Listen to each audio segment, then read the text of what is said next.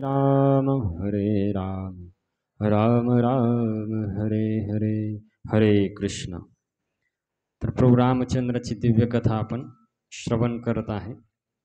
तर गोस्वामी तुलसीदासांनी लिहिलेलं जे रामचरितमानस आहे तर त्याची कथा आपण श्रवण करीत आहे. तर प्रभू रामचंद्राची कथा बऱ्याच रामायणामध्ये वर्णन केलेली आहे.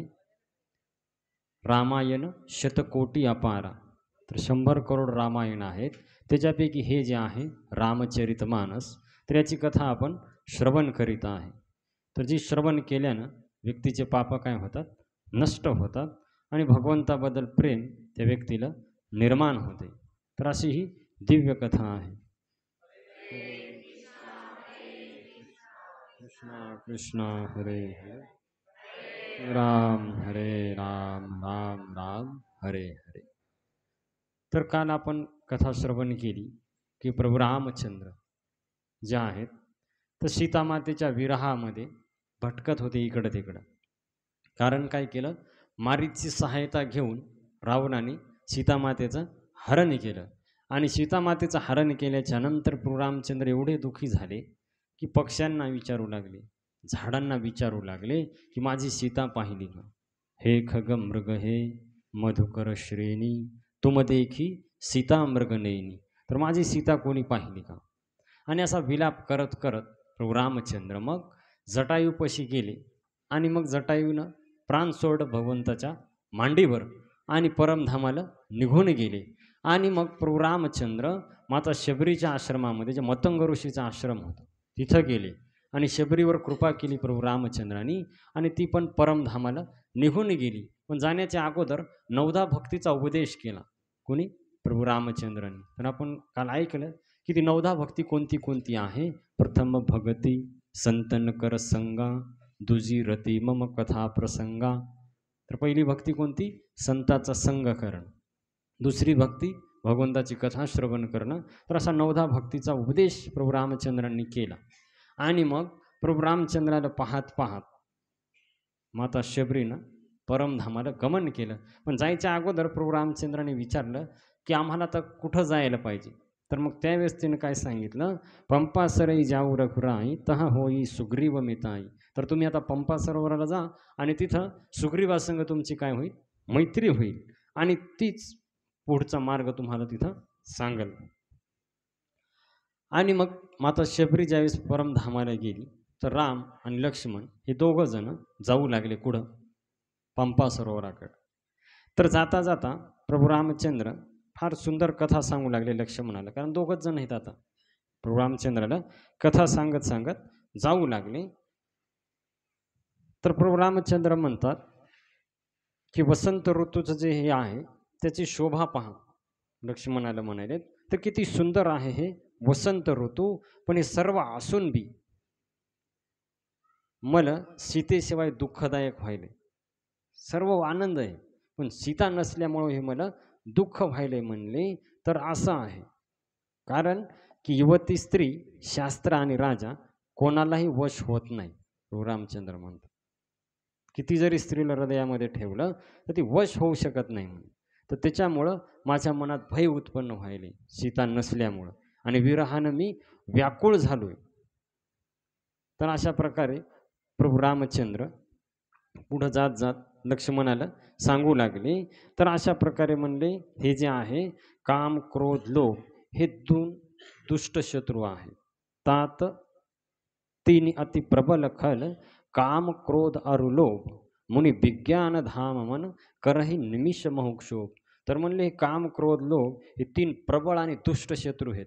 ते मोठमोठाल्या ज्ञानसंपन्न मुनीला पण त्यांची बुद्धी काय करतात, नष्ट करतात. आणि कृष्णानं पण भगवद्गीतेमध्ये श्रीकृष्ण पण अर्जुनाला हेच सांगतात की 3 नरकाचे द्वार आहेत. कोणते कोणते, त्रिविधम नरकश्चम द्वारम नाशनम आत्मन कामस क्रोधस्तथा लोभ तस्मात एतम त्रयम तेजेत. तर हे 3 जे आहेत हे आहे म्हणले. तर लोभ कशामुळे उत्पन्न होते, इच्छेमुळं. ज्याच्या इच्छा जास्त त्याचा लोभ जास्त आहे. इच्छा आणि दंभामुळं लोभाला बळ येते. त्याच्यानंतर स्त्रीमुळं कामाला बळ येते. काम कधी वाढणार, जेव्हा स्त्रीचा संपर्क येईल, तो चित्र पाहिल, फोटो पाहिल किंवा व्हिडिओ पाहिल, तेव्हाच काम त्याचं उत्पन्न होणार. त्याच्यानंतर क्रोधाला बळ आहे म्हणजे कठोर वचनच. जर किती क्रोध आला आणि आपण शांत राहिलो तर तो शांत होते. पण जर आपण बोललो तर मग ते कठोर शब्दाच्या रूपामध्ये काय करतात, बाहेर पडतात. तर शिवजी म्हणतात की हे पार्वती गुणातीत चराचर स्वामी राम उमा सब अंतर्जामी. तर शिवजी म्हणतात की हे पार्वती, श्रीराम हे गुणातीत आहेत, त्रिगुणातीत आहेत, तिन्ही गुणाच्या पलीकडे आहे, सर्व जगाचे स्वामी आहेत आणि सर्वांच्या मनातली गोष्ट जाणणार आहेत. पण कामी व्यक्तीची काय स्थिती होते हे भगवंत दाखवून द्यायले. त्यांची ही स्थिती नाही, शिवजी म्हणतात. ते आत्माराम पूर्ण काम आहेत. पण कशी स्थिती होती, एखादा व्यक्ती ज्यावेळेस स्त्रीमध्ये आसक्त होते, तर तसं त्याची परिस्थिती होती, की त्याला कशामध्ये सुख वाटत नाही. सारखी त्या स्त्रीची काय येत राहते, आठवण येत राहते. तर हे जे आहेत क्रोध मनोज लोभ मद माया छोट ही सकल राम की दाया. तर काम क्रोध लोभ मद मत्सर ह्या माया आहेत, हे फक्त भगवंताच्या कृपेनं सुटतात. हे आपल्या प्रयत्नानं सुटत नाही. भगवंत ज्याच्यावर कृपा करतात तो व्यक्ती या मायेला दूर करू शकते. आणि भगवंताची कृपा कधी होईल, तर म्हणले शिवजी अनुभव सांगायले कोणाला, पार्वती मातेला कैलास पर्वतावर. उमा कहू अनुभवमय अपना सत हरी भजन जगत सब सपना. तर माझा अनुभव सांगायला म्हणले की हरीचं भजनच फक्त सत्य आहे, बाकी हे जग स्वप्नासारखे. शिवजी त्यांचा अनुभव सांगेल. त्याच्यामुळंच शिवजी नेहमी भगवंताचं नाम जपत राहतात. आपण माहिती आहे की आत्मा जो शिवाचा राम जप, श्रीराम जय राम जय जय राम भजन करी महादेव. तर हे शिवजीला अनुभव आहे आणि ते पार्वती मातेला सांगायलेत की भगवंताचं भजन सत्य आहे. तुकाराम महाराज पण म्हणतात सत्य तू सत्य तू सत्य तू विठ्ठला. श्री सत्य का आहे, विठ्ठला आहे. एका ठिकाणी काय म्हणतात, अवघाची आकार गिळलेला काळे राहिले निराळे हरिनाम. कळलं का, तृणकृत्य जगत सर्वम हरेर्नामेव आब्रह्मस्तंभ पर्यंतम सर्व मायामयम जगत. सर्व मायामय जगत आहे. मग सत्य का आहे, तृणकृत जगत सर्वम हरेर्नामेव केवलम. तर हरीचं नाम काय आहे, सत्य आहे. हरे कृष्णा कृष्ण कृष्णा कृष्णा हरे हरे हरे राम राम राम हरे हरे. तर पुढे काय सांगतात प्रभू रामचंद्र, हळूहळू पंपा सरोवराकडे जाऊ लागले. राम आणि लक्ष्मण आणि जाताना ही चर्चा चालू आहे त्यांच्यामध्ये. तर पुढे गेल्याच्या नंतर तिथं पाहिलं तर सरोवर दिसलं आणि सरोवराचं पाणी एकदम निर्मळ होतं. तर प्रभू रामचंद्र म्हणतात या सरोवराचं पाणी संताच्या हृदयासारखं निर्मळ आहे. कसं, संत हृदय जसं निर्मल बारी बांधे घाट मनोहर चारी. तर जसं संताच्या हृदय निर्मळ असते तसं याचं पाणी काय झालंय, निर्मळ झालेलं आहे. तर पहा भगवंत संताचं वर्णन करतात इथं की कशा प्रकारे संत राहतात. कळालं का, संत कोणाला म्हणतात, तर म्हणले की जसं फळाच्या ओझ्यामुळं वृक्ष खाली वाकतात. काय म्हणतात, फल भारण में मिटप बिटप सब रहे भूमिनी अराई पर उपकारी पुरुष जिमी नवही सुसंपत्ती पायी. तर जे फळांच्या ओझ्यामुळे वृक्ष वाकून जमिनीवर लागतात, तुम्ही पाहिलं संत्र्याचे झाडं एकदम खाली वाकतात ज्यावेळेस फळं लागतात, तसं म्हणले परोपकारी पुरुष नम्र बनतात. कसे बनतात, नम्र बनतात. आणि मग प्रभू रामचंद्रांनी काय केलं की तिथं स्नान केलं त्या सरोवरामध्ये. लक्ष्मणजीनं पण स्नान केलं. तर त्यांना फार आनंद वाटला राम लक्ष्मणाला आणि दोघं एका झाडाखाली बसले. मग तर तेवढ्यामध्ये देव आणि मुनी आले. प्रभू रामचंद्र त्यांनी प्रणाम केला आणि स्तुती करून तिथून निघून गेले. प्रभू रामचंद्र प्रसन्न होते आणि लक्ष्मणजी हात जोडून खाली बसले आणि प्रभू रामचंद्र त्यांना कथा सांगू लागले. आणि सुंदर भगवंत ज्यावेळेस कथा सांगू लागले त्याच टायमामध्ये नारदजी तिथं आले. नारदजी आले प्रभू रामचंद्र ज्यावेळेस कथा सांगू लागले. तर नारदजी आल्याच्या नंतर भगवंतांनी स्वतः उठून स्वागत केलं. कुणाचं, नारदजी. नारदजीचं स्वागत केलं आणि विचारलं कसं काय आहे. सर्व त्यांची खुशाली विचारून आपल्याजवळ बसवलं. लक्ष्मणजीनं चरण धुतले नारदजीचे आल्याच्या नंतर आणि विनवणी केल्याच्या नंतर नारदजीला वाटलं की फार भगवंत आपल्यावर आता प्रसन्न आहे.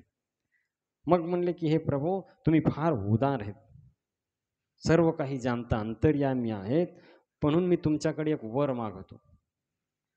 कारण म्हणले मला फार दुःख वाटायला की माझ्या शापामुळं तुम्हाला हा विरहत भोग, कारण त्यांना माहीत आहे ना, आपण ऐकली ना कथा, राम अवताराचे जे कारण आपण पाहिले होते, तर एक कारण काय होतं, नारदजींनी शाप दिला होता भगवंताला, की मी जसा विश्वमोहिनीच्या विरहामध्ये दुःख करायलो, तसं तुम्हाला पण दुःखी व्हावं लागेल. तर याच्यामुळे नारदजी म्हणले, की मला दुःख आत्ता वाटायलंय, की माझ्यामुळे तुम्हाला हे दुःख काय करावं लागायलंय, भोगावं लागायलंय. पण प्रभू तुम्ही नेहमी दयाळू आहेत, तर माझी अशी इच्छा आहे, की मी एक गोष्ट मागू का तुमच्याकडे? तर भगवंत काय म्हणतात, की नारदजी, भक्ताला देण्यासाठी मी कधीच नाही म्हणत नाही. काही जरी मागितलं भक्तानं, तर मी सर्व देतो म्हणले, तर तुम्ही काही चिंता करू नका. जी इच्छा आहे तुमची ते काय करा, मागा. तर काय म्हणतात पहा, यद्यपि प्रभु के नाम अनेका, श्रुती कह अधिक एक ते एका. राम सकल नामन ते अधिका, हो नाथ अग खग गणोधिका. तर म्हणले, हे प्रभू तुमची अनंत नावे आहेत. किती? विष्णू सहस्त्रनामामध्ये 1000 नाव आहेत भगवंताचे. तर सगळे एकापेक्षा श्रेष्ठ आहेत असं वेद सांगतात. पण माझी अशी इच्छा आहे, नारदजी म्हणालेत मग, राम सकल नाम ते अधिका, हो हो नाथ अग खग गणपतिका, की रामनाम सर्व नावाहून श्रेष्ठ व्हावं. वरदान मागायलेत नारदजी कोणाकडं? प्रभू रामचंद्राकडं. कारण ते पापरूपी पक्षाला मारण्यासाठी पारद्यासारखं आहे. पारधी कसे पक्षी मारतात, तसं रामनाम काय करते, सर्व पाप नष्ट करते. तर तुमची भक्ती ही पौर्णिमेची रात्र आहे आणि तिच्यामध्ये हे रामनाम चंद्रासारखं आहे आणि सर्व बाकीचे नावं तारे बनून राहावं आणि रामनाम चंद्रासारखा असावं आणि ही भक्ताच्या हृदयरूपी निर्मळ आकाशात वास करू. कळालं का किती सुंदर दृष्टांत दिलाय पण. तर रामनाम चंद्र आहे, बाकीचे नाव तारे आहेत, भक्ताचं हृदय आकाश आहे. कळालं का? आणि भक्ती पौर्णिमेची रात्र आहे. तर हे असं वर्णन तुळशीदासजी करायत. तर प्रभू रामचंद्र म्हणले तथास्तु, जशी तुमची इच्छा आहे. तर नारदजीला फार आनंद झाला. त्यांनी प्रणाम केला. परत प्रभू रामचंद्राला प्रसन्न वाटले, त्यांना प्रभू प्रसन्न आहेत आपल्यावर. तर म्हणले की प्रभू, की हे श्रीराम, हे रघुनाथ, तुम्ही तुमच्या मायेनं मला प्रेरित करून मोहित केलं होतं. तर मी तेव्हा विवाह करत होतो. तर तुम्ही माझा का विवाह होऊ दिला नाही त्या टायमात? नारदजींनी ती पहिली कथा आठवली. आता त्यांना वाटलं भगवंत प्रसन्नच आहे, तर मग विचारून घेऊ. अगोदर भीती वाटू लागली. पण त्यांना वाटलं प्रसन्न आहेत प्रभू रामचंद्र, तर विचारायला काही हरकत नाही. तर त्यावेळेस प्रभू रामचंद्र काय म्हणतात पहा, करव सदा तिनके रखवानी, जिमी बालक राखई महतारी. तर म्हणले, हे नारद, मी माझ्या भक्ताची तशी काळजी करतो जशी आई लहान लेकराची काळजी करते. उदाहरण कळालं? की जसं तुकाराम महाराज म्हणतात ना, मागे पुढे उभा राहे सांभाळीत, आलिया आघात निवाराया. तर मागं पुढं राहून त्याचं काय करतो म्हणले, रक्षण करतो. तर तसंच आई जसं लहान मुलाचं काय करते, कारण आई काय करते, गहसी सुबच्छ अनल अहि धाई, तहा राखई जननी अरगाई. की ज्यावेळेस ते लेकरू आग पकडण्यासाठी जाते किंवा साप पकडण्यासाठी जाते, तर आई काय करते, लगेच त्याला पकडून इकडं ओढून वाचवते. तसं म्हणले जेव्हा माझा भक्त, कारण सांगायले प्रभू रामचंद्र, की माझा भक्त जेव्हा मायेमध्ये फसण्यासाठी जाते, तर मी त्याला ओढून आणतो. काय करतो? ओढून आणतो मी त्याला, मायेमध्ये फसू देत नाही म्हणले. कारण की ज्याला स्त्रीमध्ये आसक्ती झाली, ते दुःखच होणार त्याला मरसतो. आणि प्रत्यक्ष मला कळायलंय म्हणे आता. आणि सीता गेल्याच्या नंतर मला काहीच गोड लागेना म्हणे, सारखा मी दुःखी आहे. तर ही स्थिती तुमची होऊ नये, नारदजीला सांगायले. म्हणून मी तुमचा विवाह होऊ दिला नाही. कारण काय ना, कारण म्हणले की स्त्री जी आहे ही काय होणार, मायेचं एक रूप आहे आणि तुम्ही त्याच्यामध्ये ज्यावेळेस फसणार, तर मग दुःख होणार आणि भटकणार इकडं तिकडं. तर त्याच्यामुळं माझी अशी इच्छा होते की ते दुःख होऊ नये तुम्हाला. आता जे दुःख मला व्हायलंय ते तुम्हाला दुःख होऊ नये, म्हणून मी तुम्हाला विवाह होऊ दिला नाही. ही माया काय केली, रचली. आणि मग असं म्हणल्याच्या नंतर नारदजीला फार आनंद झाला, की किती भगवंताचं प्रेम आहे बुवा. मला वाटू लागलं, की माझं हे केलं भगवंताने, अहित केलं. पण नारदजीला कळालं, की हे जे आहे, हे माझ्या चांगल्यासाठी आहे. तर त्यावेळेस मग फार आनंद झाला नारद मुनीला. तर म्हणले, की हे प्रभू, तर तुम्ही आता मला संताचे लक्षणं सांगा. संत कोणाला म्हणतात? कोणाला म्हणतात म्हणले संत? तर त्यावेळेस काय म्हणतात भगवंत पहा, षट विकार जित अनघ अकामा अचल अकिंचन सुची सुख धामा. तर संत त्याला म्हणतात जे काम, क्रोध, लोभ, मोह, मद, मत्सर या 6 विकारावर विजय प्राप्त करतात. संत कोणी व्यक्तीचं हे नाही, कळलं का? ते बाह्य रूपाहून ओळखल्या जात नाही.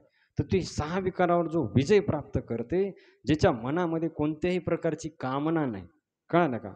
आतून बाहेरून पवित्र आहे, सत्य आहे, योगी आहे, दुसऱ्यांना नेहमी मान देते आणि स्वतः मानाची इच्छा करत नाही. जसं चैतन्य महाप्रभू म्हणतात ना, अमानीना मान देणं कीर्तनीय सदा हरी. धैर्यवान आहे आणि सर्व दुःखात संशयापासून मुक्त आहे आणि नेहमी माझी कथा कानानं ऐकते, माझे गुण कानानं ऐकते आणि वाणीनं नेहमी माझं नाम घेत राहते. हरे कृष्णा हरे कृष्ण कृष्णा कृष्णा हरे हरे हरे राम राम राम हरे हरे. आणि कधीच मला विसरत नाही, नेहमी माझ्या चिंतनामध्ये मग्न राहते आणि नेहमी दुसऱ्यावर उपकार करत राहते. दुसऱ्यापासून काही घेत नाही, पण दुसऱ्याला सारखा देत राहते, सत्य राहते, कधी सत्य सोडत नाही. प्राण जायची वेळ आली तरी तो सत्य राहते, संयम असते, तप सर्व याच्यामध्ये तो निपुण असतो. कशामध्ये? हे करत नाही आणि नेहमी माझी लीला गाते, ऐकते आणि दुसऱ्याच्या कल्याणामध्ये मग्न राहते. तर काय सांगू म्हणले नारद, की या संतांचं वर्णन म्हणले शारदा देवी आणि शेषनाग पण पूर्ण करू शकत, एवढे संतांचे गुण आहेत म्हणले. मी थोडे काही गुण सांगितले. तर तुलसीदास म्हणतात, त्याच्यानंतर नारदजी तिथून निघून गेले ब्रह्मलोकामध्ये. तर ते धन्य तुलसीदास आस बिहाई जे हरिरंग रई. तर तुलसीदास म्हणतात की तेच लोक धन्य आहेत जे हरीच्या चरणामध्ये रंगलेत. कुठं? धन्य जगी तोची एक हरिरंगिनाचे. तर ते धन्य आहेत म्हणले. आणि हे जी कथा आहे, रावणारी जसू पावन गावई सुनहू जे लोक, राम भगती दृढ पावई बिनु विराग जपजो. जे लोक ही प्रभू रामचंद्राची कथा ऐकतील, आता जे आपण ऐकायलो, गातील, तर ते भक्ती भगवंताची काय करतील? प्राप्त करतील. तर त्याच्यामुळं की ही जी युवती स्त्री आहे म्हणले, ही दिव्याच्या ज्योतीसारखी आहे. तर हे मना, तू पतंग होऊन त्याच्यावर झेप घेऊ नको. तर तू काय कर, काम क्रोध सोडून प्रभू रामचंद्राचं नेहमी भजन कर. तर असं म्हणून तुलसीदासजी आरण्यकांडाला इथं विश्राम देतात. प्रभू रामचंद्र भगवान की. आता चौथं कांड, 3 कांड आपण पाहिले, बालकांड, त्याच्यानंतर अयोध्याकांड, तिसरं झालं आरण्यकांड. तर आज आपण किष्किंधा कांडाला काय करणार आहे? सुरुवात करणार आहे. तर किष्किंधा कांडाच्या सुरुवातीला तुलसीदासजी राम आणि लक्ष्मणाला प्रणाम करतात. आता सीता नाही, सीता कुठे? लंकेमध्ये. अगोदर पाहिला आपण, तिघायला प्रणाम केला, राम लक्ष्मण सीता, अरण्यकांडाच्या सुरुवातीत. आता दोघायलाच प्रणाम करावेत, राम आणि लक्ष्मण. हे दोघं आम्हाला भक्ती प्रदान करो म्हणतात. तुलसीदासजी प्रणाम करतात त्यांना आणि त्याच्यानंतर पुढची कथा सांगतात. तर शिवजी पार्वती मातेला सांगतात की हे पार्वती, मुक्ती जन्म मही जानी ज्ञान, खानी अगहानी कर, जहा बस शंभू भवानी, सो काशी देवो कसन. तर म्हणले की त्या काशीला मुक्तीचं माहेर आहे, ज्ञानाची खाण आहे, पापाचा नाश करणारी काशी आहे. तर तिचं का सेवन करू नये? आपण ऐकलं ना काशीची महिमा, की किती पापी व्यक्ती असेल, काशीमध्ये शरीर सोडायच्या नंतर त्याला मुक्ती काय होते? प्राप्त होते. तर तुळशीदासजी म्हणतात का काशीमध्ये जाऊ नये, मग अशा पवित्र जागी जाऊ नये का? मुक्ती प्राप्त व्हायली विनाशायास. तर म्हणले की ज्या भीषण हलाहल विषानं सर्व देव होरपळू लागले, तर शिवजीनं ते प्राशन केलं. तर त्या शिवजीला तू का प्रणाम करत नाही? काय ना काय एवढे दयाळू आहेत, तर त्यांना तू प्रणाम कर. त्यांच्यासारखा दयाळू कोणी नाही म्हणले. तर तुझ्यावर कृपा झाल्याच्या नंतर तू या संसारातून पार होशील आणि त्या रामनामानं त्यांचा जे ताळ होता ते शांत झाला. त्या रामनामाचा तू काय कर? जप कर. आणि मग प्रभू रामचंद्राने उपदेश केला. नारदजी निघून गेले आणि दोघं जण मग ऋषमुख पर्वताकडे आले. राम आणि लक्ष्मण ऋषमुख पर्वतावर सुग्रीव राहायचे. सुग्रीव आणि बाकी त्यांचे सैन्य थोडेफार 2-4 जे होते सोबतचे. तर वर आहेत टेकडीवर एकदम. तर त्या ऋषमुख पर्वताच्या दिशेनं राम आणि लक्ष्मण जाऊ लागले. तर हे दृश्य सुग्रीवानं पाहिलं दुरूनच, की धनुष्यबाण घेतलेले दोघं जण यायलेत आपल्या पर्वताच्या दिशेनं. तर हे ज्यावेळेस पाहिलं, तर तो फार घाबरला. कारण त्याला चिंता लागलेली राहायची की नक्की हे वालीनं पाठवलेले माणसं असतात. कारण वालीला शाप होता. वाली ऋषीमुख पर्वतावर येऊ शकत नव्हता. कळालं का? कारण एका ऋषीनं त्याला शाप दिला होता. काय झालं होतं पहा, त्याची कथा अशी आहे, की ज्यावेळेस दुंदुबी नावाचा एक राक्षस, एक विशाल रूपामध्ये आला होता वालीसमोर आणि वालीचं आणि त्याचं युद्ध झालं. भयंकर युद्ध झालं आणि मग वालीनं त्याला एवढं मारलं आणि फिरून आकाशामध्ये त्या पर्वतावर फेकून दिलं, ऋषीमुख पर्वतावर. तर तिथे एक ऋषी ध्यान करू लागले. आता बरोबर त्यांच्या समोर जाऊन पडलं ते आणि त्या आवाजानं त्यांचं ध्यान तुटलं. पाहिलं तर मेलेला राक्षस पुढं पडलाय. आता एवढा मोठा राक्षस ती म्हणजे त्याचे हाडं पण उचलत नाहीत आणि त्याचं शरीर एवढं पडले. तर ऋषीला वाटलं आता आपली कुटिया सोडून जावं लागणार आपल्याला. तर म्हणे कोणी पापकृती केले? फार राग आला त्या ऋषी आणि त्यांनी शाप दिला. म्हणे ज्याने कोणी याला मारला असेल तो जर या पर्वतावर आला तर तो जागीच मृत्यू होईल त्याचा. आणि मोठ्यानं आवाज तर हे ऐकलं कोण? वालीनं. त्याच्यामुळे त्याची हिंमत व्हायची नाही. कारण पूर्वीचे लोक फार भ्यायचे शापाला आणि पूर्वीचे शाप खरे व्हायचे. आता कसं आहे लोक देतात शाप पण वाणीमध्ये शक्ती नाही. तस म्हणतात ना कावळ्याच्या शापानं गाय मरत नाही, तसं काम झालं आजकाल. वाणीमध्ये शक्ती नाही. सत्य बोलल्यावर शक्ती येते वाणीमध्ये. तर वाणीची तपस्याच नाही तर बोललेलं काही खरं होईना आजकाल. पण पूर्वी तसं नव्हतं. लोक तपस्वी होते तर जे बोललं ते खरं व्हायचं. त्याच्यामुळे लोक भ्यायचे पहिले. ऋषीमुनी मला सांगा शस्त्र घेऊन फिरायचे थोडे. पण मोठमोठाले राजे हात जोडून यायचे. त्यांना माहीत होतं यांचं शस्त्र म्हणजे यांची वाणी आहे. जे बोललं ते व्हायचं. तर वाली त्या दिवसपासून त्या पर्वताच्या जवळच जायचं नाही कधीच, दुरूनच. आणि ज्यावेळेस यांची आता पुढं कथा येईल, भांडणं झाले दोघांचे आणि हाकलून लावलं सुग्रीवाला. मग सुग्रीवाला संधी सापडली, त्या पर्वतावरच राहू लागला. मग त्याला चिंता नव्हती, आता भीती नाही, कारण वाली यायचा नाही. पण त्याला वाटलं वाली नाही आला, पण दुसरे हे लोक पाठवले असतील वाली. तर सारखी त्याला चिंता लागली राहायची, कोण आले आणि कोण नाही. कळलं ना का? आता हे दोघ जण ज्यावेळेस दिसले तर ह्याला वाटलं नक्की वालीनं पाठवलेले माणसं आहे. आता वालीचं रक्षा करण्यासाठी त्याचं सुग्रीवाची रक्षा करण्यासाठी हनुमानजी होते. तर हनुमानजी आता पहिल्यांदा आपल्या कथेमध्ये आलेले आहेत. कळलं का? पवनपुत्र हनुमान की. तर हनुमानजीची थोडी कथा आपण श्रवण करू की कशी प्रकट झाली. वाल्मिकी रामायणामध्ये विस्तारपूर्वक वर्णन आहे. तर आपण पहा, तुमच्या जर लक्षात असेल तर शृंगी ऋषीने यज्ञ केला होता, पुत्रकामेष्टी यज्ञ. त्या यज्ञामधून खीर प्रकट झाली होती आणि कैकेयीने काय खाल्ली नाही, रुसली होती ना, का मला अगोदर दिली नाही म्हणून. आणि मग ती रुसून खीर तशीच ठेवली तिने. तर तेवढ्यामध्ये एक घार आली आणि तिने ती खिरीचं पात्र उचललं आणि आकाशामध्ये उडून जाऊ लागली. तर ती घार दुसरी तिसरी कोणी नसून ब्रह्मलोकाची अप्सरा होती, सुरवचच्या नावाची. काय ना का? तिला शाप दिला होता ब्रह्मदेवानं की तू घार होशील. मग ती फार पश्चाताप झाला, म्हणे हे ब्रह्मदेव म्हणे मला काहीतरी हे करा म्हणले, घार होऊन मी किती दिवस राहणार म्हणले पृथ्वीवर. तर म्हणे जेव्हा यज्ञाचा प्रसाद तुझ्या मुखामध्ये येईल तेव्हा तू शापातून मुक्त होशील. आणि मग ती वाटच पाहायची कुठं यज्ञ झाला का, काय कुठं प्रसाद वाटतात का. तर ज्यावेळेस हे पुत्रकामेष्टी यज्ञ झाला तर ते खिरीचा प्रसाद तिनं पाहिला आणि लगेच पळत पळत आली. जी तिला संधीच सापडली, ते पात्र दिसलं, उचलून लगेच वर आकाशामध्ये गेली. आता काय झालं की ज्यावेळेस तिनं तो पात्र उचललं तर ती शापमुक्त झाली. तिला काही घेणे देणं होतं, तिनं सोडून दिलं. आता वायुदेवानं विचार केला एवढा पवित्र प्रसाद आणि असा वायाला गेलेला कसं काय. आणि इकडं काय झालं की अंजना माता तपस्या करू लागली. कोणाची? शिवजीची. कशासाठी तपस्या? तुमच्यासारखा पुत्र हो. कोणासारखा? आता ती फार मोठी कथा आहे. वाल्मिकी रामायणाकडे जर आपण गेलो तर अंजना कोण होती? तर ती पुंजकस्थळा नावाची अप्सरा होती स्वर्गात. तर एका ऋषीनं तिला शाप दिला होता. कारण तिनं एका ऋषीचं ध्यानभंग केलं होतं, म्हणून त्यांनी शाप दिला, तू वानर होशील. म्हणून ती पृथ्वीवर आली, पुंजकस्थळा नावाची अप्सरा, आणि अंजना बनली. आणि तिचा पती कोण? केसरी. त्या दोघांचा विवाह झाला पण पुत्र नव्हता बऱ्याच दिवसापासून. मग त्यांनी शिवजीची आराधना केली आणि अंजनी मग तप करू लागली पर्वतावर. आता शिवजीनं विचार केला ही तपस्या करायला एवढा पवित्र ते एकच योग आलता, कळलं का, तो यज्ञाचा आणि याचा. तर शिवजीने विचार केला एवढा पवित्र प्रसाद आहे, एवढा किती तेजस्वी पुत्र होईल राम लक्ष्मणासारखा.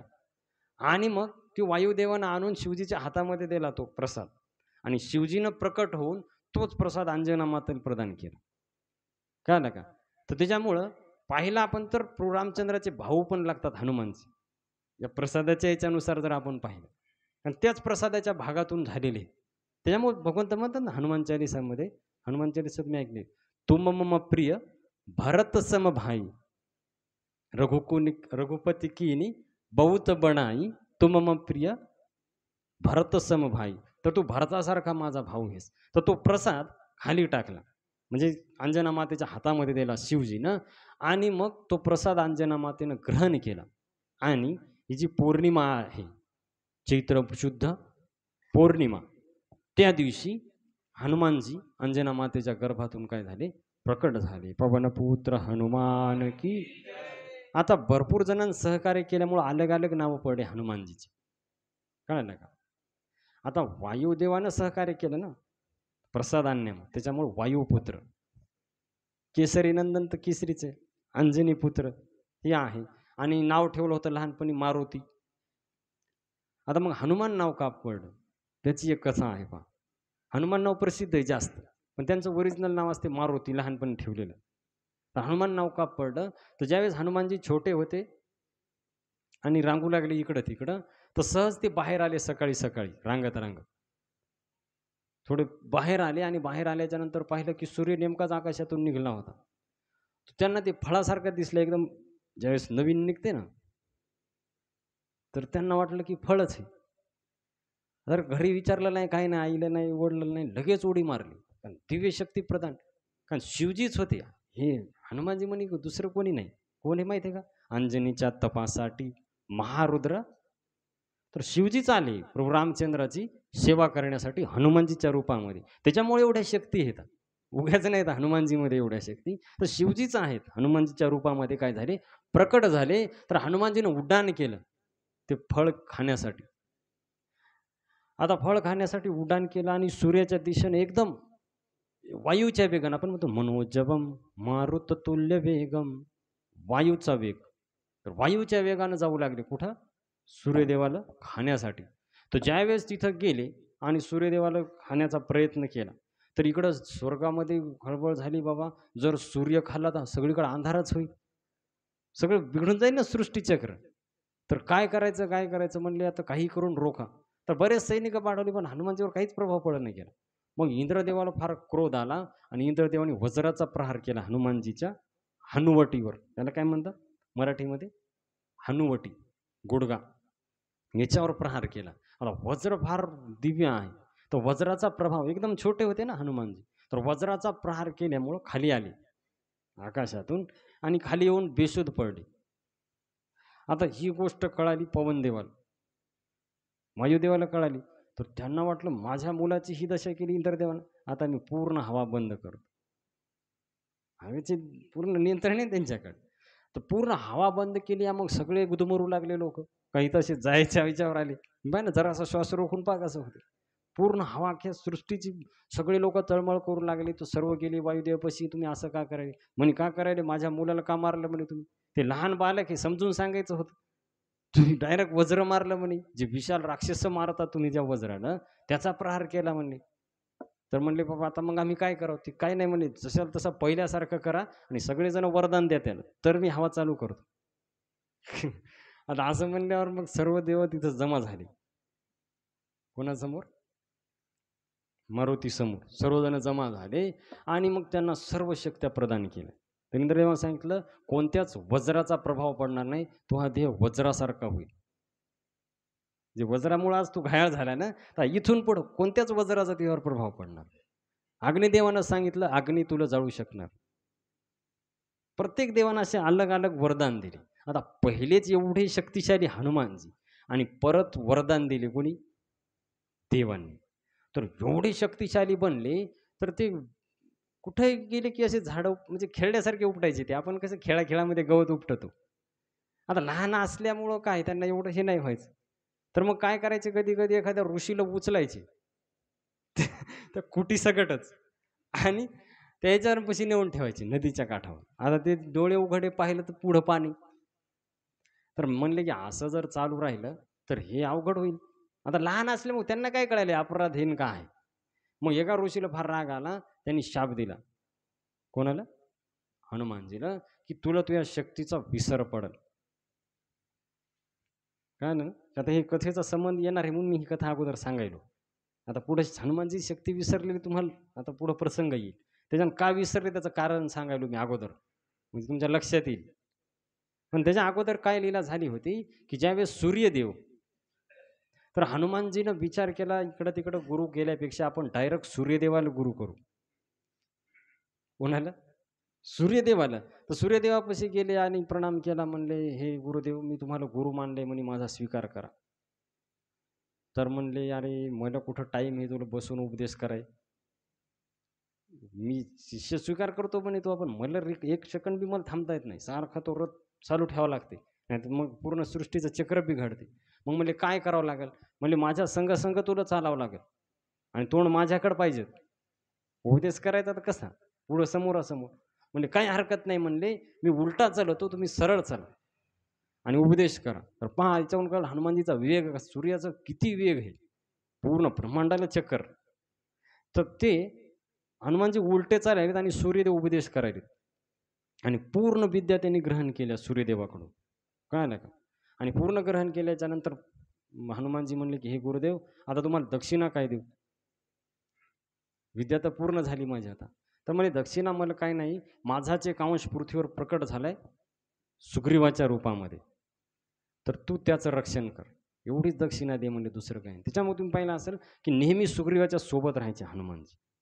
कारण वचन दिलं होतं त्यांनी सूर्यदेवाला, की मी सुग्रीवाचं काय करील? रक्षण करील. म्हणून हनुमानजी आता आणा इकडं ऋषमुख पर्वतावर. तर हनुमानजी सुग्रीवासंग राहायचे नेहमी. तर मग सुग्रीव हनुमानजीला काय म्हणते, की "हे हनुमान." त्या हनुवटीवर लागल्यामुळे नाव काय पडलं? हनुमान. तर हेच नाव पुढं काय झालं? प्रसिद्ध झालं. तर म्हणले, "हे हनुमान, की मला असं वाटायलंय वालीनं मला मारण्यासाठी माणसं पाठवले. तर तू काय कर, की जाय आणि पाहून ये. तू ब्राह्मणाचं रूप घे आणि पाहून ये." म्हणले, "काय आहे काय नाही ते त्यांची खबर घेऊन ये." तर लगेच हनुमानजी रूप बदललं, एका ब्राह्मणाचं रूप धारण केलं आणि गेले. राम लक्ष्मणजीकडून येऊ लागले, तिकडे गेले आणि तिकडे गेल्याच्या नंतर की म्हणले, "अरे तुम्ही एवढे सुंदर आहेत, गौरवर्ण श्यामवर्णाचे दोघं जण आणि असे वनामध्ये का भटकायले? काय कारण आहे?" म्हणले. "तुम्ही ब्रह्मा विष्णू महेश तिन्हीपैकी एक आहेत का नरनारायण आहेत? कारण साधारण माणसामध्ये एवढं तेज नसते." म्हणले. "कोण आहेत?" आणि म्हणले, "तुम्ही काही क्षत्रिय दिसायलेत, ब्राह्मण नाही. वेश तर ब्राह्मणाच आहे." "तर असं कसं काय?" म्हणले, "का तुम्ही साक्षात भगवंत आहेत? भवसागर पार करावं म्हणून आलेत लोक मनुष्य अवतार धारण करून." तर प्रभू रामचंद्र काय म्हणतात, "नाम राम लक्ष्मण दो भाई, संग नारी सुकुमारी सुहाई." तर म्हणले, की "हे ब्राह्मण, आम्ही राजा दशरथाचे पुत्र होत, राम आणि लक्ष्मण. तर आमच्या संग एक स्त्री होती म्हणली सीता, जानकी. तर तिचं हरण केलं म्हणे एका दुष्टानं, म्हणून आम्ही तिच्या शोधामध्ये भटकायलो." म्हणले. आता तुम्ही तुमचा परिचय सांगा, कोण आहेत? आम्ही आमचं सांगितलं, तर तुम्ही ब्राह्मण कोण आहेत? तर भगवंताला लगेच ओळखू आलं ना. आणि हनुमानजीला आत्ता ओळखू आलं जेव्हा सांगितल्याच्या नंतर, अरे हे तर आपले स्वामी, हे तर आपण त्यांचे दास, आणि आपण दास असून स्वामीची परीक्षा पाहिलो. तर हनुमानजीनं साष्टांग दंडवत घातला प्रभू रामचंद्राच्या चरणावर आणि त्यांच्या डोळ्यातून अश्रू वाहू लागले. भगवंताच्या चरणाचा अभिषेक केला. तर पार्वती मातेला शिवजी म्हणतात, की ते आनंद काय वर्णन करावं. आणि हेच होते ना, का नाही का? तो काय आनंद होता म्हणले, भगवंताच्या चरणाला मी स्पर्श केला आणि एवढा आनंद झाला. मग भगवंतांनी पाहिलं, की अरे हे आपले नित्यसिद्ध भक्त आहेत कोण? हनुमान. मग प्रभू रामचंद्रांनी आलिंगन केलं. कोणाला? हनुमानजीला. तर म्हणले, की "हे प्रभू, मी वानर असल्यामुळे मी तुमची परीक्षा पाहणे, माझी बुद्धी काय आहे? वानराची बुद्धी आहे म्हणले, तर मला माफ करा म्हणले. तुमच्या मायेमुळे मी भटकलो म्हणले. एक मय मंद मोह बस कुटिल हृदय अज्ञान, पुनि प्रभु मोहि विसारे हूँ दीनबंधू भगवान." मी तर एक मंद आहे, मोहांध आहे, हृदयानं कुटील आहे, अज्ञानी आहे. पण तुम्ही दीनबंधू आहेत प्रभू, तर तुम्ही विसरू नका मला. तर हे नाथ, माझ्यामध्ये जरी अवगुण असले तरी तुम्ही माझा काय करा? स्वीकार करा. तर असं म्हणल्याच्या नंतर प्रभू रामचंद्र फार प्रसन्न झाले हनुमानजीवर आणि मग हनुमानजीनं त्यांचं मूळ रूप प्रकट केलं आणि प्रभू रामचंद्राला भगवंत म्हणले की तू चिंता नको करू, तू मला लक्ष्मणासारखाच प्रिय आहे. हनुमानजीला म्हणतात लक्ष्मणापेक्षा पण जास्त प्रिय आहे म्हणले. वास्तवामध्ये मला प्रिय अप्रिय कोणी नाही, म्हणजे माझे भक्त आहे ते मला फार आवडतात. प्रभू रामचंद्र म्हणतात तर म्हणले तर आता पहा भगवंताला सुग्रीवाबद्दल काही माहित नाही, पण हनुमानजी काय म्हणतात पहा की हे प्रभू या पर्वतावरच सुग्रीव राहते, वानरराज सुग्रीव, तो तुमचा तो दास आहे. तर हे ना त्याच्या संग मैत्री करा आणि त्याला निर्भय करा तुम्ही, आणि त्याची सर्व वानरासंग ओळख आहे, ती सीतेचा शोध करायला तुम्हाला मदत करते. तर भगवंत म्हणले मग आम्ही तिथं कसं जाऊ? तर म्हणले मी कशासाठी? तर विशाल रूप धारण केलं हनुमानजी, आणि तुम्ही फोटो पाहिला असेल, दोन्ही खांद्यावर, एका खांद्यावर कोण आहे? राम, आणि एका खांद्यावर लक्ष्मण. तर दोघायला घेऊन हनुमानजी कुठे गेले? ऋषमुख पर्वतावर, जिथं सुग्रीवजी होते आणि बाकी सर्वजण होते तिथं. तर तिथं गेल्याच्या नंतर हनुमानजीला फार आनंद झाला, भाऊ दोघायला घेरले खांद्यावर, किती आनंद झाला असेल. आणि तिथं गेले तर सुग्रीवाला पाहिलं दोघं आलेत, हनुमानजी घेऊन आले, याचा अर्थ म्हणे हे आपले शत्रू नाही. सुग्रीवाचा संशय गेला आणि सुग्रीव आला भगवंतासमोर आणि भगवंताला प्रणाम केला त्यानं. तर राम लक्ष्मणानं उचललं आणि आलिंगन केलं. तर हनुमानजीनं सांगितल्या दोन्ही गोष्टी, म्हणजे पहा दोघांची कंडिशन एकच आहे. ह्याची याच्या भावानं नेली आणि तुमची रावणानं नेली, तर त्याच्यामुळं दोघं तुम्ही मैत्री करा, याचा प्रॉब्लेम ते सॉल्व करा, त्याचा ते सॉल्व करा, तर बरोबर होऊन जाईल. आणि मग हनुमानजीनं अग्नी पेटवला तिथं, आणि अग्नीच्या साक्षीनं दोघांची मैत्री केली. कळलं का? सुग्रीवाची आणि कोणाची? प्रभू रामचंद्राची. आणि दोघांची मैत्री दृढ केली. आता लक्ष्मणानं सर्व प्रभू रामचंद्राची कथा सांगितली, काय काय झालं, कसं सीतेचं हरण झालं. मग सुग्रीवाला फार दुःख झालं, त्यांची पत्नी गेलेली आहे. तर सुग्रीवाच्या डोळ्यामध्ये पण पाणी आलं आणि म्हणले प्रभू तुम्ही काळजी करू नका, जानकी तुम्हाला नक्की प्राप्त होईल, आम्ही सर्वजण प्रयत्न करणार. कारण म्हणले आम्ही एकदा बसलो होतो या पर्वतावर, तेव्हा एक स्त्री, एक राक्षस घेऊन जाऊ लागला, तर नक्की तीच तुमची जानकी असावं. कारण ती म्हणत होती राम राम हा राम पुकारी, हमही देखी दिनेहो पटणारी. तर राम राम हा राम ती पुकारत होती म्हणले, तर नक्की तीच असली पाहिजे तुमची पत्नी. आणि तिनं काय केलं, आपले दागिने टाकले होते म्हणले एका वस्त्रामध्ये बांधून, ते आम्ही जपून ठेवले. आणि मग लगेच सुग्रीवानं काय केले, ते दागिने आणून दाखवले प्रभू रामचंद्र. आणि मग प्रभू रामचंद्राने ज्यावेळेस ते दागिने पाहिले, मग सीतेची जास्तच आठवण येऊ लागली. कोणाला? प्रभू रामचंद्रानं. अरे म्हणले ही सीतेच्या कानातलं कुंडल आहे, हे गळ्यातला हार आहे, हे पैंजण आहे. तर अलग अलग लक्ष्मणाला पण वाल्मिकी रामायणामध्ये विस्तारपूर्वक येते, लक्ष्मणाला दागिने सगळे प्रभू रामचंद्राने. आणि म्हणे पाय हे सीतेच आहेत का नाही? तर लक्ष्मणानं हात जोडले, म्हणले प्रभू नाहम जानामी केयुरे, नाहम जानामी कुंडले, नुपुरात तो भी जानाती, नित्य पादाभि वंदनात.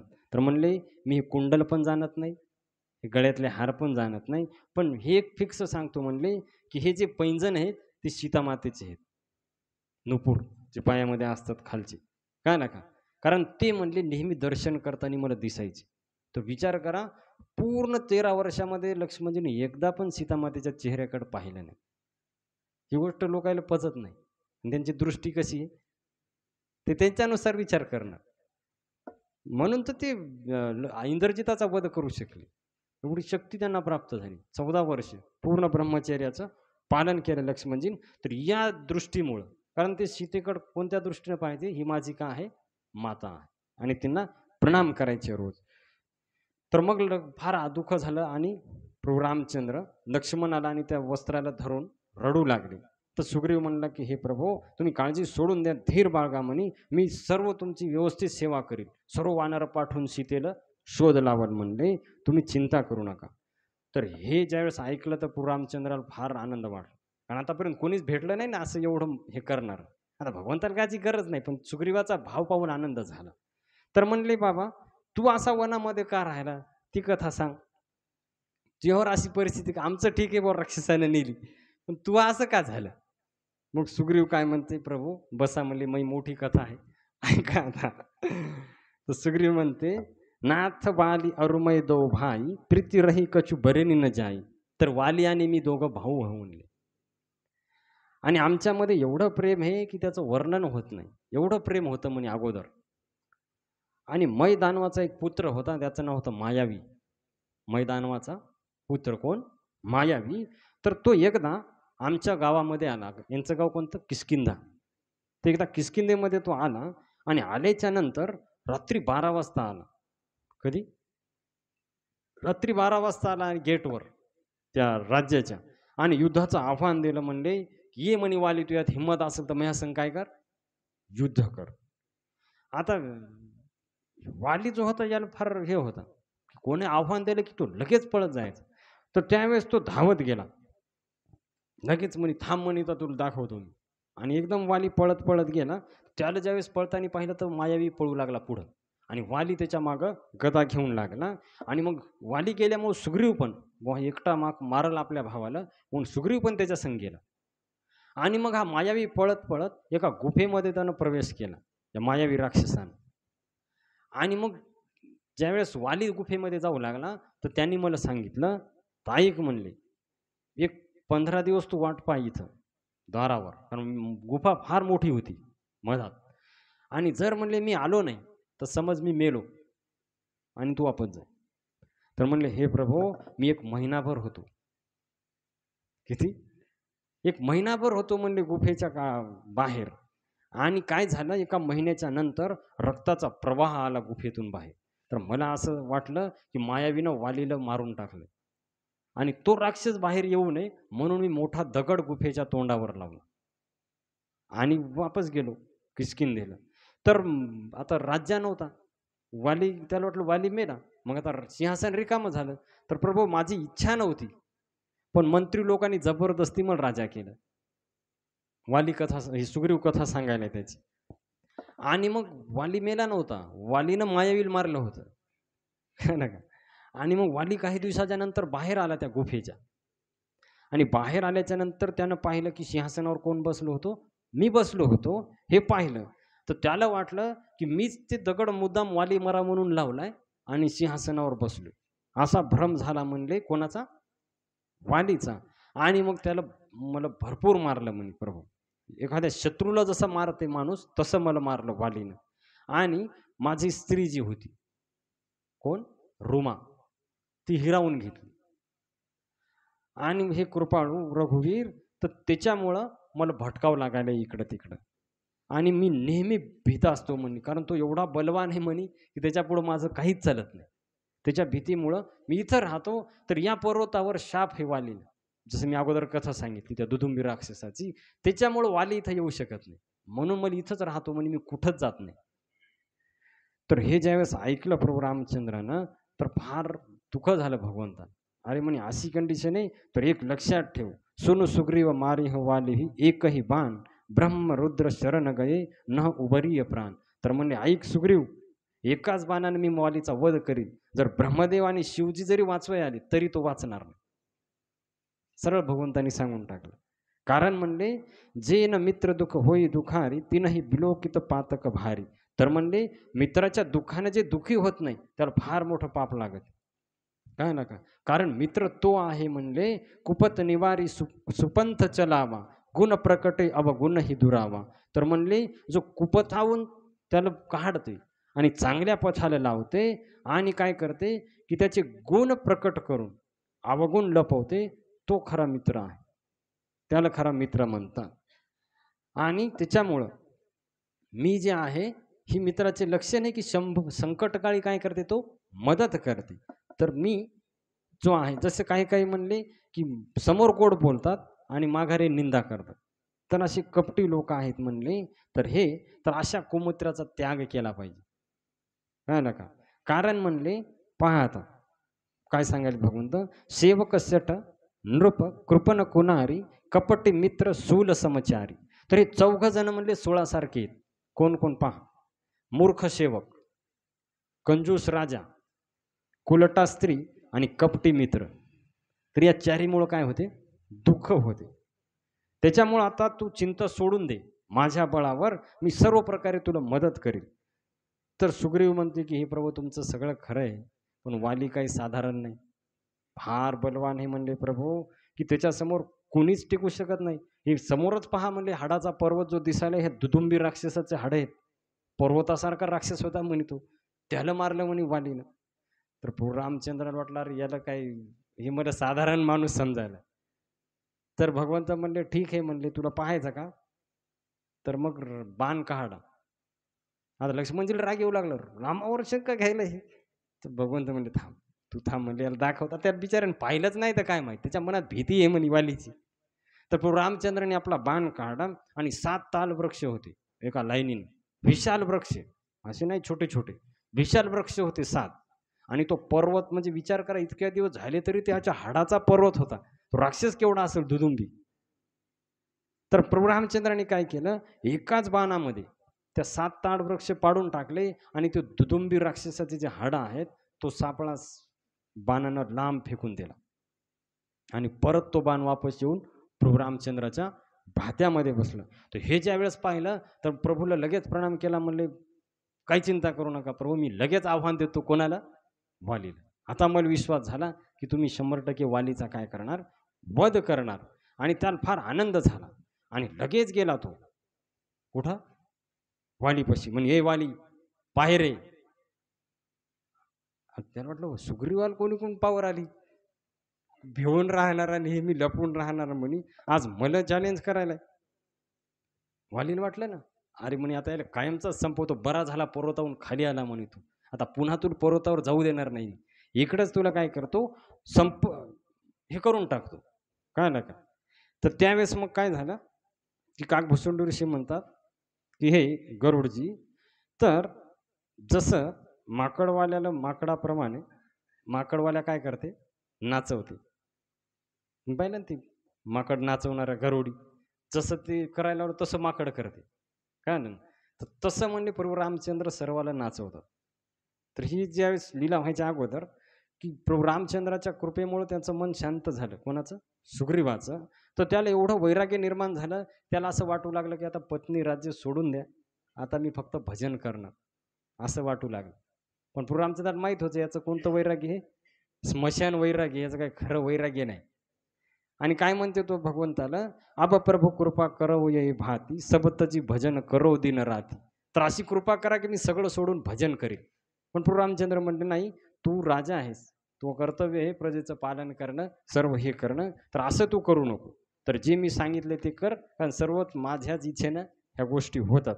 आणि मग असं म्हणल्याच्या नंतर प्रभू रामचंद्राला घेऊन प्रभू ती जी डागा ठरली होती युद्धाची, तिथं भगवंत बसले झाडाच्या आड लपून. आणि हा सुग्रीव गेला कुठं? वालीला आव्हान देण्यासाठी. आणि वालीला ज्यावेळेस असा म्हणला तो, तर फार राग आला वालीला. आणि एकदम क्रोधामध्ये गदा घेऊन म्हणे आता या सुग्रीवाला संपून टाकतो. तर तेवढ्यामध्ये त्यांची पत्नी होती तारा. वालीची पत्नी कोण होती? तारा. तर तिनं चरण धरले म्हणजे पाय धरले वालीचे आणि म्हणले, "हे स्वामी जाऊ नका," म्हणले. कारण म्हणले आत्तापर्यंत सुग्रीवाची हिंमत झाली नाही तुमच्या समोर यायची. नक्की त्यानं कोणातरी शक्तिशाली मित्र केलाय त्यानं. आणि म्हणे मी तर असं ऐकलंय गुप्तहेरातर्फे, की ते दोघं भाऊ आहेत राम आणि लक्ष्मण, अयोध्येचे राजकुमार. तर ते फार शक्तिशाली आहेत म्हणले. ते काळाला पण जिंकू शकतात. तर त्याच्यासंग मैत्री केली म्हणे, तर तुम्ही जाऊ नका. तर वाली म्हणते, "अरे तू फार भित्री आहे म्हणे. तुला काय माहीत आहे का वाली कोण आहे?" आणि दुसरी गोष्ट म्हणे राम समदर्शी आहे. ते सगळ्याकडे सारखा पाहते, त्याला शत्रुमित्र कोणी नाही. तर तू काही चिंता करू नको म्हणले. आणि जर मी मेलोच, तर मला परंपर भेटल, राम समोर असेल. तर चिंता काय? तर तू काही चिंता करू नको म्हणे. आणि लगेच मग वाली गदा घेऊन आला आणि सुग्रीवाचून त्याचं भयंकर काय झालं, युद्ध चालू झालं. आता सुग्रीव पहिलाच घाबरू लागला मनातून. आता भगवंतानं सांगितल्यामुळं केला. आता एवढं भयानक युद्ध झालं, की वालीनं पूर्ण हाडं मोकळे केले सुग्रीवाचे.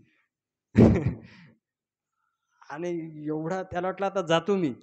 मग पळून आला. कुठून?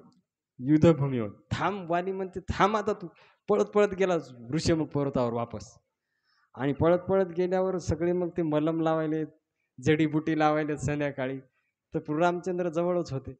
तर म्हणले, "हे प्रभू, मी म्हणून म्हणू लागलो, वाली काही साधा नाही म्हणले. तर तुम्हाला जर बाण मारायचा नव्हता, तर माझे हे हाल का केले?" का अशी माझी दशा केली म्हणली. तर भगवंत गेले पाठीवून थोडा हात फिरवला. आता भगवंताचा स्पर्श झाल्यावर सर्व दुःख त्याचं संपलं. त्या वेदना सगळ्या गेल्या. तो वज्रदेही झाला. हां, भगवंताचा प्रभाव. आणि म्हणले, "पहा ह्याच्यात माझी काही चूक नाही. तुम्ही जुळे भाऊ आहेत." कसे? जुळे भाऊ लेकरं पाहिले ना तुम्ही, सारखेच दिसतात. काही ओळखूच येत नाही. तर म्हणले, "चुकून जर तुला बाण लागला असता, मग काय करायचं होतं? कारण माझा बाण अमोघ आहे म्हणे, एकदा लागल्यावर तो वापस येत नाही." म्हणून म्हणले, की "मला दोघं सारखेच दिसायले म्हणून बाण मारला नाही." तर म्हणले, "ठीक आहे प्रभू, काहीतरी लवकर कर. आज वापस आलो. उद्या डायरेक्ट पोस्टमॉर्टमलाच यावं लागेल. उद्या काय वापस येऊ देणार नाही म्हणे वाली. तर विचार करून लवकर काम करा" म्हणले. तर प्रभू म्हणले, "ठीक आहे, काही हरकत नाही." एक माळ भगवंतांनी घातली गळ्यामध्ये. कोणाच्या? सुग्रीवाच्या. आणि म्हणे, "आता तू चिंता करू नको. मी आता ओळखणार तुला आणि लगेच वालीचा काय करणार? वध करणार." आणि मग पुढं गेला लगेच दुसऱ्या दिवशी. लगेच म्हणले वालीला, "ये" म्हणे, लपून बसला का पुन्हा? अरे वालीला वाटलं, अरे काय एक तर मरण आहे बी, पळून चालले युद्धातून. आता मग वालीला एवढा राग आला त्या दिवशी, इथं काय म्हणले, की वाली म्हणे आता याला मारणार म्हणे, मी मेलो तर चालते, पण त्या पर्वतावर जाऊन पण याला मारणार आता. हे काय रोजचं कारण म्हणे, याला आज संपूनच टाकतो. तर तारा म्हणे, "हे जाऊ नका म्हणले स्वामी तुम्ही, हे कोणाच्या तरी बळावर एवढा अडायलंय म्हणे. हे याच्यात काय शक्ती आहे म्हणे तुमच्यासमोर उभं राहायचं." पण वाली अहंकारी होता. त्यानं ऐकलं नाही आणि तो गेला युद्ध करण्यासाठी आणि दोघांमध्ये भयंकर युद्ध झालं नंतर बी. आणि असं झालं की आता मरायला टेकलाय त्यावेळेस बी सुग्रीव. कळलं का? आणि ज्यावेळेस मग सुग्रीव खाली पडला आणि वरून वाली मारू लागला, तेव्हा भगवंताला कळालं हे खालचा सुग्रीव आहे. वरचा मारणारा कोण आहे? वाली आहे. आणि मग प्रभू रामचंद्राने एक बाण मारला फक्त. किती? एक बाण. तर एका बाणामध्ये लगेच वाली व्याकुळ होऊन खाली पडला. एकच बाणामध्ये खाली पडला आणि खाली पडल्याच्या नंतर तडफडू लागला वाली. आणि ज्यावेळेस खाली पडला त्यानं पाहिलं, तर प्रभू रामचंद्राचं त्याला सुंदर रूप दिसलं. श्यामगात शिर जटा बनाए, अरुण नयन सर चाप चढाए. तर ते सुंदर रूप मस्तकावर जटा आहेत, श्यामवर्ण आहे, डोळे लाल आहेत, धनुष्यबाण हातामध्ये, पितांबर धारण केलेला. तर एवढं सुंदर रूप त्यानं काय केलं? पाहिलं भगवंताचं. आणि त्यावेळेस भगवंताला पाहिलं तर काय म्हणते तू, की "हे प्रभो, धर्म हेतू अवतरी गोसाई, मारे हो मोही व्याध की नाही." तर मी असं ऐकलंय की तुम्ही धर्माचं रक्षण करण्यासाठी अवतरित झाले आणि अधर्मानं मला का मारलं? कारण म्हणे युद्धाचा नियम आहे समोरासमोर युद्धामध्ये मारायला पाहिजे. आणि दुसरी गोष्ट माझी आणि तुमची शत्रुता काय? माझे आणि सुग्रीवाचे भांडण. तुमचे आणि माझे भांडणाचे काही संबंधच नाही म्हणले. तर तुम्ही का मला मारलं? काय कारण आहे? तर प्रभू रामचंद्र काय म्हणतात पहा, "अनुज बंधू भगिनी सुत नारी, सुनुषट कन्या समये चारी. इनही कुदृष्टी विलोकई जोई, ताही बधे कछु पाप न होई." तर म्हणले, हे मूर्ख वाली, ऐक, लहान भावाची पत्नी, पहा काय सांगायला प्रभू रामचंद्र काय सांगायलेत, लहान भावाची पत्नी, बहीण, आपल्या मुलाची स्त्री म्हणजे पत्नी आणि स्वतःची मुलगी, या चारीवर जी कुदृष्टी टाकते त्याला मारल्याच्या नंतर काहीच पाप लागत नाही. कळालं का? हे 4 त्यांना मारल्याच्या नंतर कोणतेही पाप लागत नाही. आणि तू तुझ्या भावाच्या पत्नीला तो घेतलं म्हणे. तर किती अपराधी आहे तू, किती पापी आहे. तुला फार अभिमान आहे म्हणले, की तू आपल्या बळाच्या सुग्रीवाच्या पत्नीचं काय केलं म्हणले, हरण केलं म्हणले आणि सुग्रीवाने माझा आश्रय घेतलाय. कळालं का? आणि जो माझा आश्रय घेईल म्हणे, मी त्याला कधी दूर लोटत नाही. त्याचं काय करतो नेहमी, रक्षण करतो म्हणले. तर वालीला कळालं भगवंतापुढं आपलं ज्ञान काम करणार नाही. मग वालीनं हात जोडले म्हणले, "हे प्रभू," की कळालं म्हणले, "तुमच्यासमोर कोण टिकणार आहे बोलायला? तुम्ही," कारण त्या ज्ञान झालं ना आता बाण लागल्यामुळं, भगवंताचं दर्शन हे झालं. तर भगवंतांनी स्पर्श केला वालीच्या डोक्याला. तर त्याचा त्रास कमी झाला डोक्याचा. आणि म्हणले, "मी तुझं शरीर पुन्हा पहिल्यासारखं करतो." कारण दुष्ट भावाचा तो निघून गेला. तर त्यावेळेस वाली म्हणते, की "हे प्रभू, जन्म जन्म मुनी जतन कराई, अंत राम कही आवत नाही. जासु नाम बल शंकर काशी, देत सबही समगती अविनाशी." तर मुनी मुनी जन्मोजन्मी साधना करतात, त्यांना बी अंतकाळी रामनाम येत नाही. आणि ज्या रामनामाच्या बळावर शिवजी काशीमध्ये मरणाऱ्याला मुक्ती प्रदान करतात, तर ते राम माझ्या समोर उभे आहेत. मग मी जगू कशासाठी? वाली म्हणायला. तर प्रभू माझी इच्छा नाही आता जगण्याची, एकच इच्छा आहे की तुमचं दर्शन होत होत माझे प्राण जावं म्हणले. तर काहीच नाही म्हणले, मला गरज नाही. आणि म्हणे की असा एखादा मूर्ख असेल का, की बाभळीचे म्हणजे कल्पवृक्ष तोडून बाभळीचे झाडं लावल? म्हणजे एवढी सुंदर संधी आली असताना ती सोडून कोण देणार आहे? तर म्हणले, एकच वर मागतो म्हणले मी प्रभू, अबनाथ करी करुणा बिलोक ही देहू जो मर मागवी, जेही जोनी जन्म कर्म बस तहा राम पद अनुराग आहे. तर जिथं जिथं माझा जन्म होईल म्हणले, तिथं तिथं तुमच्या चरणाची भक्ती मला प्राप्त व्हावं. आणि प्रभू एक कृपा करा, की माझा पुत्र अंगद हा माझ्यासारखाच बलवान आहे, तर याला तुम्ही स्वीकार करा. याचा हात मी तुमच्या हातामध्ये देतो, तर याचं रक्षण करा म्हणले. वालीनं भगवंताच्या हातामध्ये हात दिला. कोणाचा? अंगदचा. आणि म्हणले की याचं काय करा, रक्षण करा. आणि भगवंताचं पाहत पाहत शरीराचा काय केला, त्याग केला. आणि वाली परमधामाला निघून गेला. इथं काय म्हणतात तुळशीदासजी, रामबाली निज धाम पठावा, नगर लोक सब व्याकुल धावा. तर वाली परमधामाला निघून गेला. तर नगरातले सर्व लोक दुखी झाले. आणि सर्वात जास्त दुखी झाली पत्नी वालीची. कोण? तारा. फार दुखी झाली आणि विलाप करू लागली. तिचे केस सगळे विस्कटले, कुंकू हे झालं आणि देहाची तिला भान राहिलं नाही. आणि ती रडू लागली.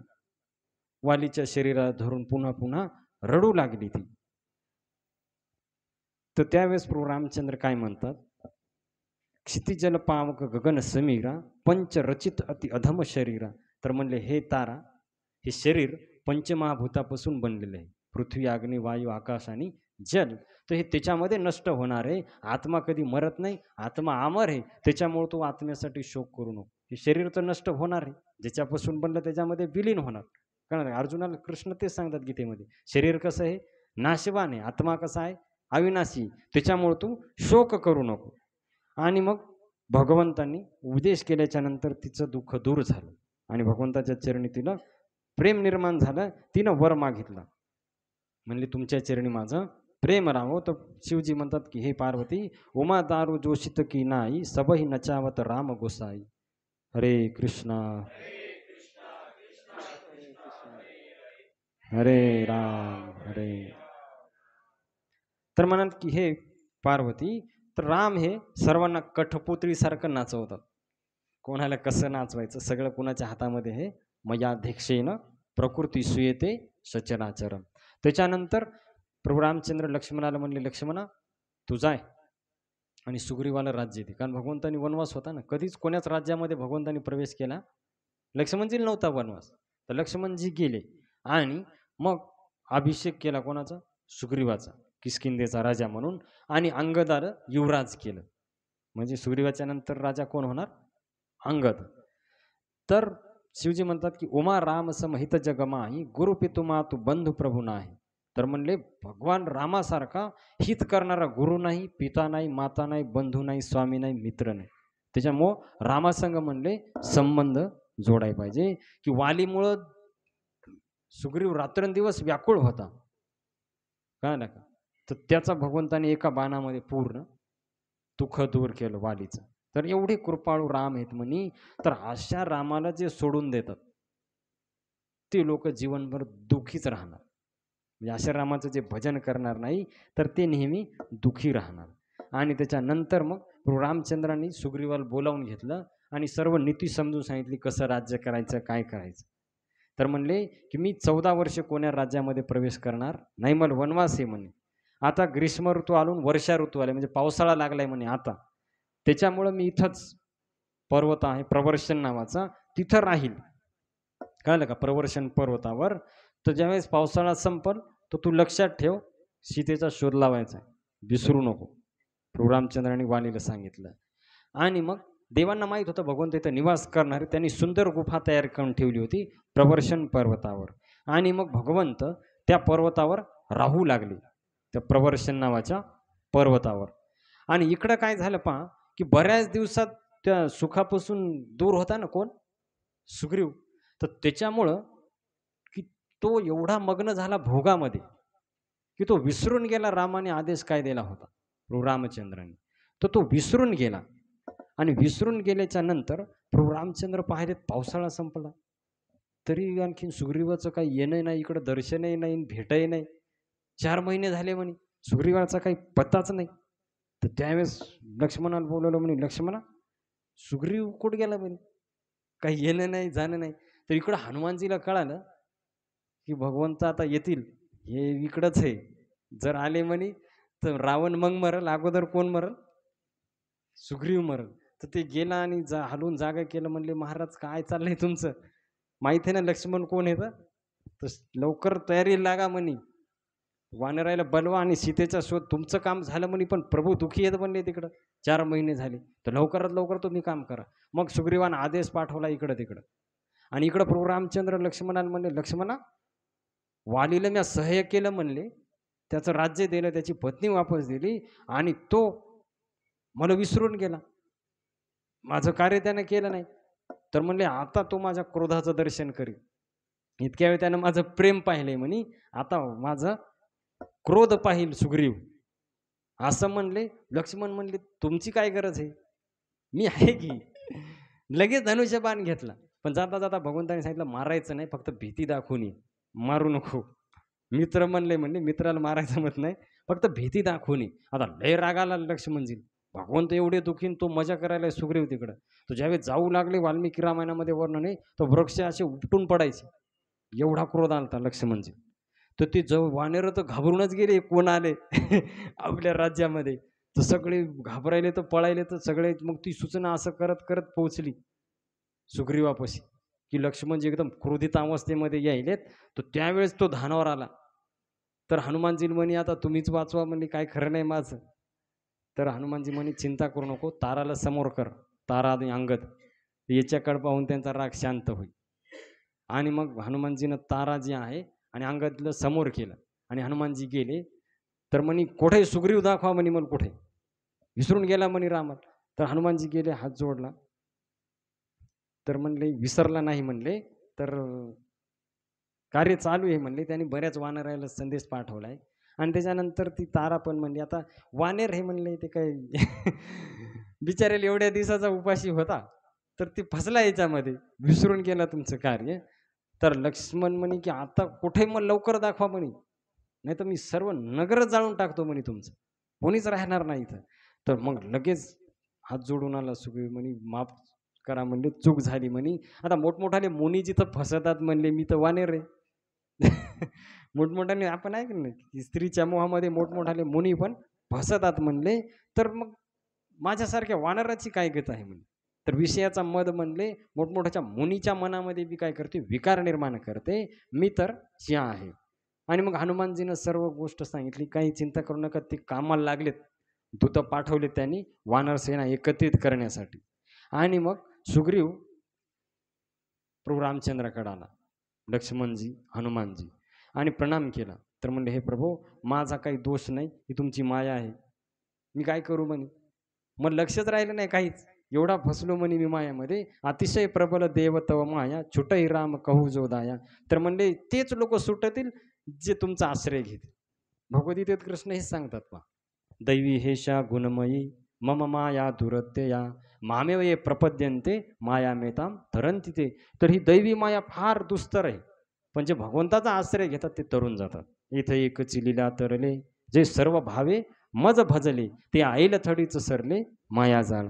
तर त्याच्यामुळे म्हणले, "प्रभू, मी तर वानर आहे, मी फसलो," म्हणले, "पण आता मी तुमचं कार्य करणार." आता भगवंत म्हणले, की "चिंता नको करू," म्हणले, "तुम्हाला फार प्रिय आहे. मी फक्त सूचना केली," म्हणे. "तर तू आता असं कार्य कर, की मला फक्त सीता कुठे एवढं सांग. बाकीचं सगळं मी करतो. फक्त सीतेचा शोध लाव." पहा, प्रभू रामचंद्राला सर्व माहीत होतं, भगवंत आहे. पण त्यांना वाटत होतं, की सर्व सेवेमध्ये लागावं. भगवंताला काही माहीत नाही, सगळं माहीत आहे. पण सेवेमध्ये लागावं म्हणून. तर शिवजी म्हणतात, की एवढे वानरं होते. ती वानराची सेना मी अशी कव्हाच पाहिली नाही. जर एखादा म्हणेल मी त्या वानरं मोजतो, तर तो मूर्ख आहे. म्हणजे एवढे होते वानर ते, की त्याची गिनतीच करता येत नाही. एका ठिकाणी म्हणले 18 पद्म किती? 18 पद्म वानर करती भुभुकार. आता हे एक एक दशक शतक असं जर तुम्ही लांबत गेले, लाख, कोटी, अब्ज, खर्व, निखर्व, ते पद्म, नील आणि ती इतकं लांबचं ती सैन्य. कळालं का?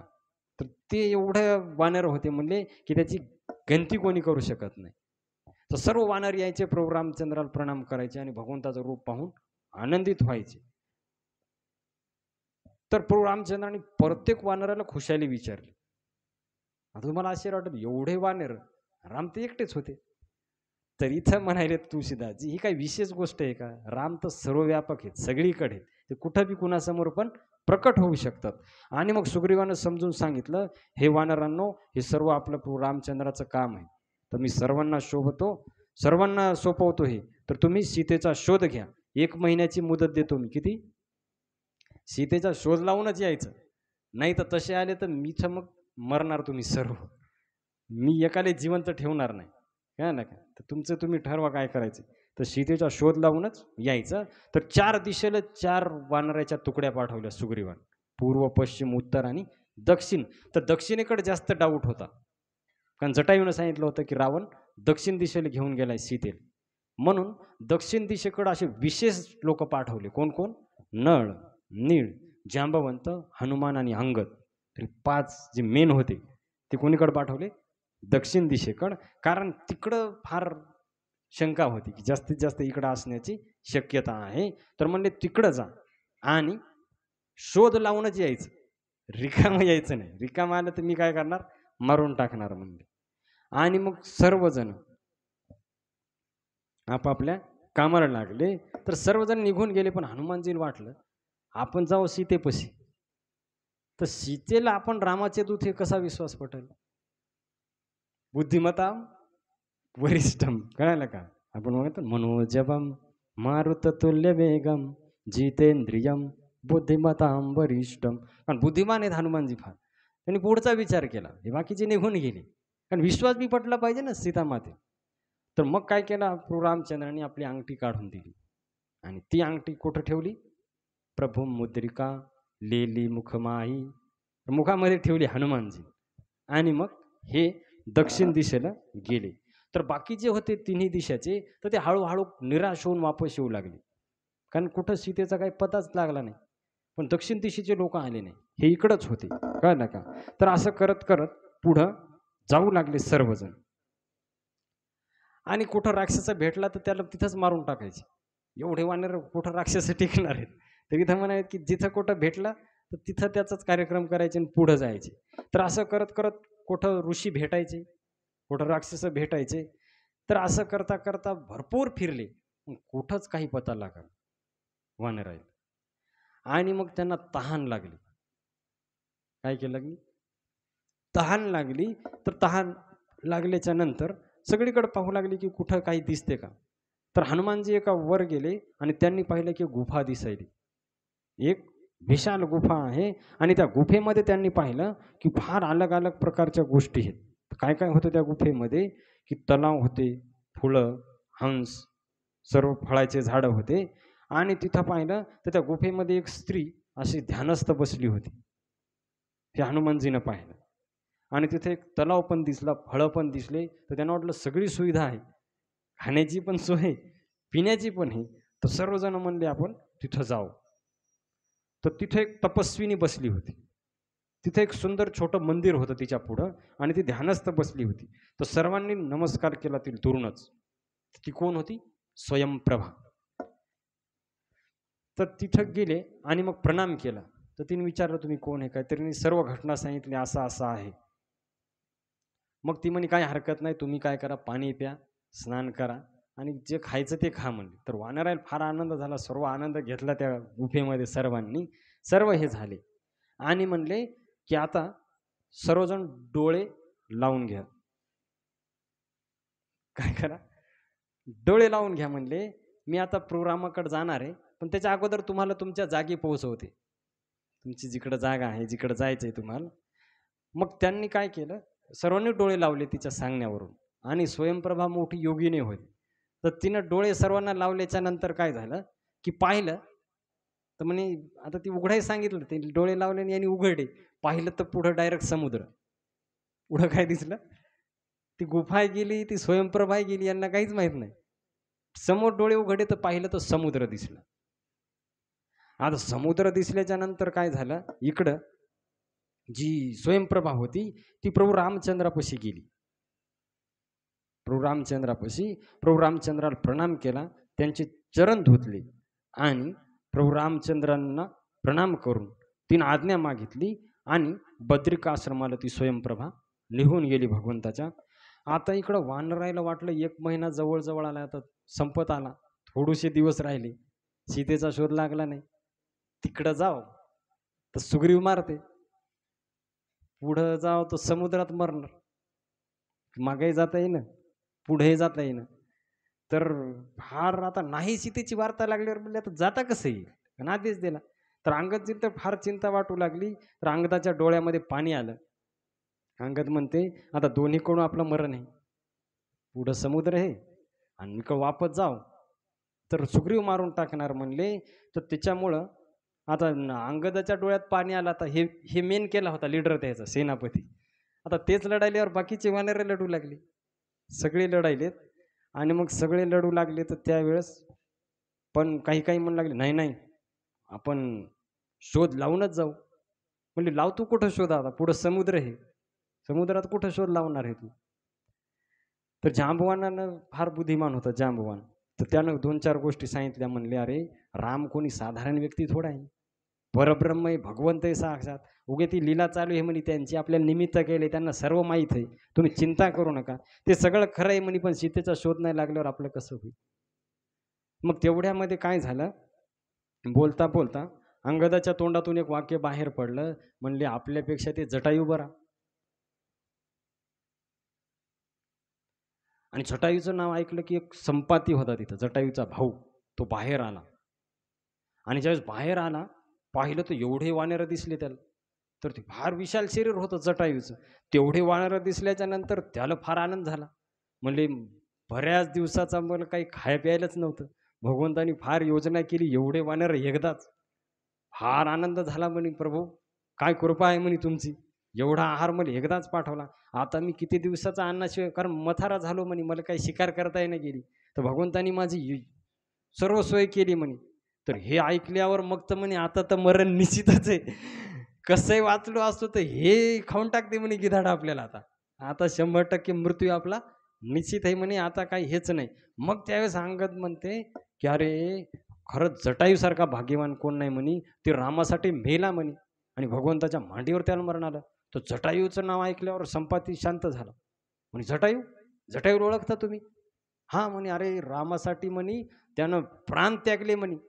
तो दुष्ट राक्षस सीतेला नेऊ लागला, तर त्याच्यासंग युद्ध केलं आणि त्यांनी काय केलं, पंख कापून टाकले म्हणे त्या जटायूचे आणि मग त्याचा मृत्यू झाला. तर म्हणते त्या दुष्ट राक्षसाचा सर्वनाश हो, माझ्या भावाचा त्याने काय केलाय, वध केलाय.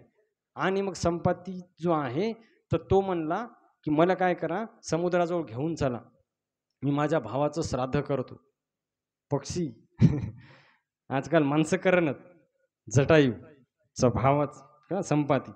तर त्याने काय केलं म्हणे, श्राद्ध करायचंय मला म्हणे, पिंडदान करायचंय भावाला. आणि समुद्राच्या तिथे त्यानं पिंडदान केलंय. आणि तिथं गेल्याच्या नंतर तर सर्व हे केल्याच्या नंतर मग ते म्हणे की तू असं कसं काय वृद्ध, आणि मग ते जे पंख होते त्याचे ते ताजे झाले. जे श्राद्ध हे केलं तर पहिल्यासारखे पंख आले. तर म्हणले अरे असं कसं काय, तू आता नेमकाच म्हातारा होता आणि सगळं हे झालं. तर म्हणले पाही फार मोठी कथा आहे, आम्ही दोघं भाऊ होतो, जटायू आणि संपाती. तर आमच्यामध्ये शर्यत लागली की सर्वात अगोदर सूर्याला कोण हात लावून येते. कशाला, आपल्या इकडे खंब्याला हात लावायची शर्यत चालते, सर्वात अगोदर झाडाला कोण हात लावते. पण हे दोघांची शर्यत कुठं लागली की सर्वात अगोदर सूर्याला कोण स्पर्श करून येते. आता म्हणले मग आम्ही दोघं ओढू लागलो. तर ज्यावेळेस सूर्याच्या जवळजवळ आम्ही जाऊ लागलो तर मग सूर्यामध्ये आग, ते काय साधारण आहे का, तर भयंकर आग प्रकाशित झाली. त्याच्यामुळे माझे पंख हे झाले म्हणे. आणि मी जटायूला असं जवळ धरलं ना, लहान भाऊ होता ना, मग माझे पंख जळाले म्हणे आणि आम्ही दोघं खाली पडलो. आता माझे पंख जळाल्यामुळे मी असाच पडलो. आणि मग मी पडल्याच्या नंतर तिथं चंद्रमा नावाचे एक ऋषी होते, जिथं मी पडलो तिथं फार तडफडू लागलो. तर त्यांना दया आली, त्यांनी भरपूर ज्ञानाच्या गोष्टी सांगितल्या आणि माझा अभिमान दूर केला. आणि म्हणले की ज्यावेळेस त्रेतायुगामध्ये प्रभू राम अवतार घेतील आणि सीतेच्या शोधामध्ये जेव्हा त्यांचे दूत येतील पहा प्रसंग, आणि जेव्हा ते तुला भेटतील तेव्हा तू पहिल्यासारखा होशील असं त्यांनी सांगितलं. तुला पंख फुटतील, तू चिंता करू नको आणि तू सीतेची खबर त्यांना दे. तर असं म्हणलं, असे म्हणले चंद्रमा नावाचे मुनी. आता म्हणले ती वाणी खरी ठरली, माझे पंख पूर्वीसारखे आले. तर पहा मला आता मी तुम्हाला सांगतो कार्य. तर म्हणले माझी दृष्टी एवढी तीक्ष्ण आहे, तो आकाशामध्ये उडाला संपाती, आणि त्यानं तिथून पाहिलं म्हणे इथून 100 योजन अंतरावर त्रिकूट नावाचा पर्वत आहे, त्याच्यावर लंका आहे आणि त्या लंकेमध्ये रावण आहे. रावण राक्षस आहे. तिथं अशोक नावाचं वन आहे आणि त्या अशोक वनामध्ये एका झाडाखाली मोठ्या चिंतेमध्ये सीता बसलेली. कुठून पाहिलं त्या 100 योजन कशाला म्हणतात, जवळजवळ 1200 किलोमीटर तर तिथून दिसायले. तर हे आहे पहा. तर मी म्हणले आता म्हातारा झालो नाही तर मी तुमची मदत केली असती. तर हनुमानजी बाकी म्हणले एवढी मदत केली ते पण भरपूर झालं, आता काही चिंता नाही म्हणले, आम्ही शोध लावतो. कुणाचा? सीतेचा. कारण म्हणले की पापी लोक ज्याचं नाव घेऊन तरुण जातात तर ते रामाचं नाव तुम्ही घ्या आणि काम करा, तुम्हाला काही हे पडणार नाही. मग असं म्हणल्याच्या नंतर या सर्वांनी मग मीटिंग बोलवली. म्हणले आता आपल्याला कळाले सीता कुठे, आता फक्त तिथून पाहून यायचं म्हणे एक जण. कळलं का? तर सर्वजण म्हणू लागले, विचार करू लागले कोण जाईल कोण जाईल. काही निर्णय लाग नाही गेला कोण जाईल. तर आता लागेल निर्णय. प्रत्येक जण आपापलं सांगू लागलं. तर निर्णय आपण नंतर लावू आता. हरे कृष्णा कृष्ण कृष्णा कृष्णा हरे हरे, हरे राम राम राम हरे हरे. प्रभु रामचंद्र भगवान की, पवनपुत्र हनुमान की, उमापति महादेव की, श्री रामचरितमानस की, गोस्वामी तुलसीदास की, शील प्रभुपाद की, निताई गौर प्रेमानंदे.